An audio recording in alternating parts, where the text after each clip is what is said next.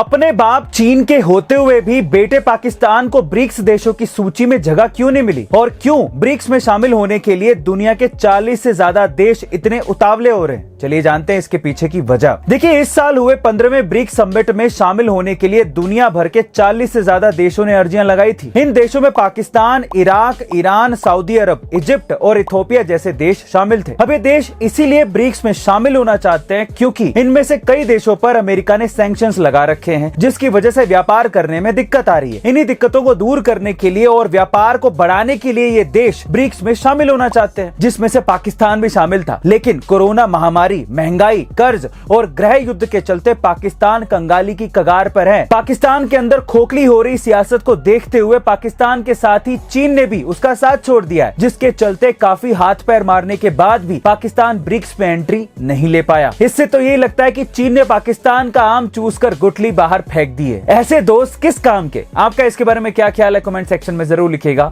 आखिर क्यों भारत ने पाकिस्तान को पंजाब के हुसैन वाला गांव के लिए अपने 12 गांव दे दिए? आइए जानते हैं इसके पीछे की वजह। दरअसल साल 1947 में जब भारत पाकिस्तान का बंटवारा हुआ तो बंटवारे के समय पंजाब में मौजूद हुसैन वाला नाम का गांव पाकिस्तान के हिस्से में चला गया था।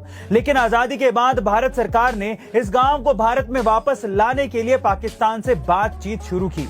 लेकिन पाकिस्तान कितना मक्कार है ये तो हम सब लोगों को पता है। पाकिस्तान ने इस मौके का फायदा उठाते हुए कहा कि वो ये गांव भारत को देने के लिए तैयार है, लेकिन इसके बदले में भारत को अपने 12 गांव पाकिस्तान को देने होंगे।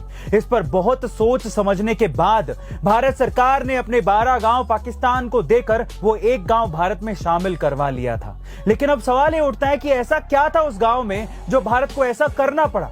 दरअसल पंजाब में मौजूद हुसैन वाला गांव वही गांव है जहां पर महान क्रांतिकारी भगत सिंह, राजगुरु और सुखदेव को फांसी देने के बाद उनका अंतिम संस्कार किया गया था।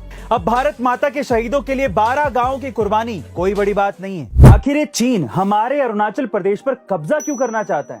ऐसी क्या वजह है कि चीन हमेशा अरुणाचल प्रदेश पर ही नजरें गड़ाए रखता है? चलिए जानते हैं।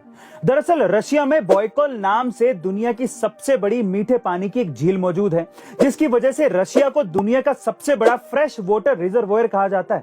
यानी कि दुनिया में सबसे ज्यादा पीने का पानी रशिया के पास है। वहीं चीन के पास दुनिया का सबसे कम पीने का पानी है, यानी कि फ्रेश वाटर। अब कारण क्या है? चीन में तो ब्रह्मपुत्र नदी भी है।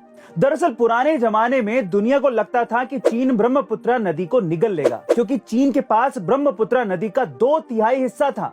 लेकिन साल 2001 में जब हाइड्रोलॉजिकल सर्वे हुआ तो उसमें पता चला कि 20% पानी ही चीन अब तक स्टोर कर पाया है और भारत में ब्रह्मपुत्र नदी का सिर्फ 1/3 हिस्सा है। लेकिन उसके बावजूद भी भारत के अरुणाचल प्रदेश में ब्रह्मपुत्र नदी का 60% पानी रिजर्व है और यही कारण है कि चीन हमेशा अरुणाचल प्रदेश के पीछे पड़ा रहता है। गाइस, क्या इसके पहले तक इफेक्ट आपको पता था? और अगर नहीं तो कमेंट सेक्शन में जरूर लिखिएगा।